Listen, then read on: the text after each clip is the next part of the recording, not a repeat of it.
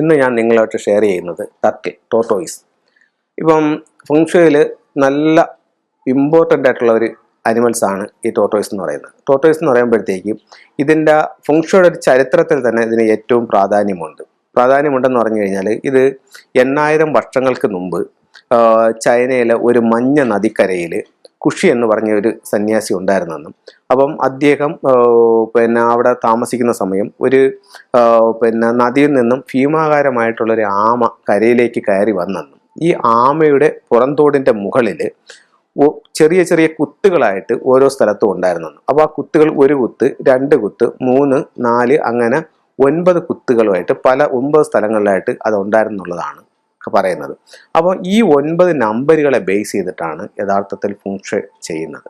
അപ്പോൾ ഈ 9 നമ്പറുകൾ എന്ന് പറയുമ്പോൾ ഇപ്പം നമുക്ക് ഇവിടെ വിപണിയിൽ നമുക്ക് മെറ്റൽ ടോർട്ടോയിസ് എന്ന് പറഞ്ഞിട്ടൊരു ടോർട്ടോയ് വാങ്ങിക്കാൻ കിട്ടും. അപ്പോൾ അതിൻ്റെ നമ്മളെടുത്ത് അതിൻ്റെ ബാക്ക് സൈഡ് നോക്കിക്കഴിഞ്ഞാൽ അതിനകത്ത് 9 കോളങ്ങൾ മാർക്ക് ചെയ്തിട്ടുണ്ട്.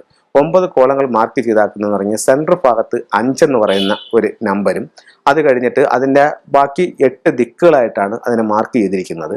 അതിൽ നോർത്തിൽ 1, നോർത്തിൽ 1, നോർത്ത് ഈസ്റ്റിൽ 8, ഈസ്റ്റിൽ 3, സൗത്ത് ഈസ്റ്റിൽ 4, സൗത്തിൽ 9, സൗത്ത് വെസ്റ്റിൽ 2, വെസ്റ്റിൽ 7, നോർത്ത് വെസ്റ്റിൽ 6 ഇങ്ങനെയാണ് മാർക്ക് ചെയ്തിരിക്കുന്നത്. ഇത് നമ്മൾ ഒരേ ലൈനിൽ ഒരേ ഓർഡറിൽ ഇപ്പം മുകളിൽ എഴുതിയാക്കുന്നത് വടക്ക് ദിക്ക് തൊഴിലിൻ്റെ ദിക്കാണ്. ആ ഭാഗത്ത് ഒരു ടോർട്ടോയിസ് വയ്ക്കുന്നത് വളരെയധികം ഗുണം ചെയ്യും.